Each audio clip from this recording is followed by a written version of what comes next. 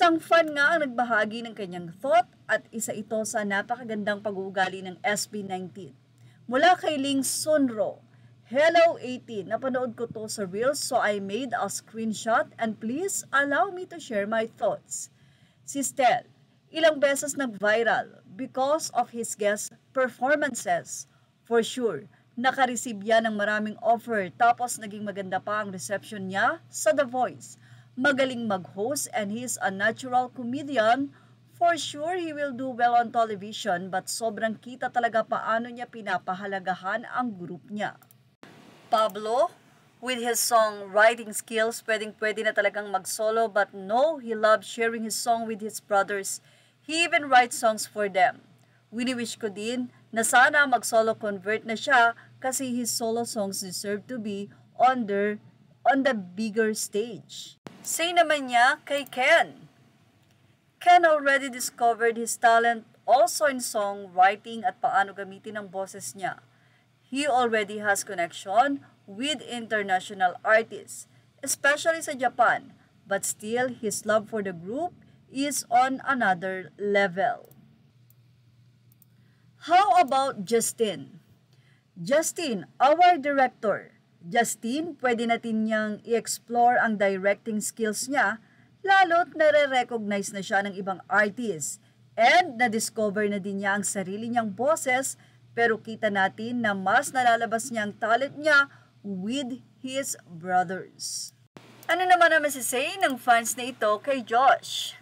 Josh naman already made a name for himself as a professional gamer and as a solo artist making his own song and collaboration with other artists.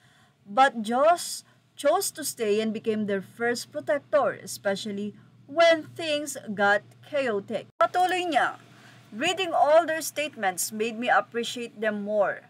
I realized may mga artist talaga na di gahaman sa pera. Instead, mas pinili nila i-achieve ang mga bagay-bagay ng sama-sama. They set a goal not only for their own success but also to inspire others. And what made things special is that they still can do their solo projects because they believe it is an avenue to gain more support for the group. Kahit may solo sila, dala-dala pa din nila ang pangalan ng buong grupo.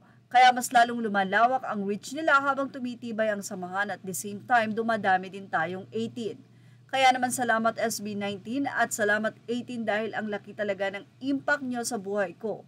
You made me realize a lot of things in life and inspire me to do better every day. Anyway, narito yung mensahe ng SB19 sa bawat isa. Mahalima said, Pablo, say niya, sila yung mga makakasama ko for the rest of my life na kahit ano pang ugali ang meron sila or kahit ano pang personality na kailangan kong mag-adjust, gagawin ko. Say naman ni Stel, aanhin ko yung maraming recognition kung maraming project or yung maraming project kung mawawala sa akin ng SB19. Narito naman ang naging say ni Josh, mas madali kapag solo pero mas masaya kapag magulo. How about Ken? Say ni Philip, I assure you now, kahit ilang years pa ang maabot, tatanda naman talaga kami pero hindi kami mabubuwag. I'll die as an SB19 member. Kahit tumanda ako, mahal ko yung group ko, mahal ko yung mga brothers ko. And narito naman ang naging say ni Justin. That's why we build 1C Entertainment. Talagang nilak na namin yung bawat isa sa sarili namin. Wow! Yan ang ating showbiz top update. Images are all ready to the rightful owners. Please like, share, and subscribe.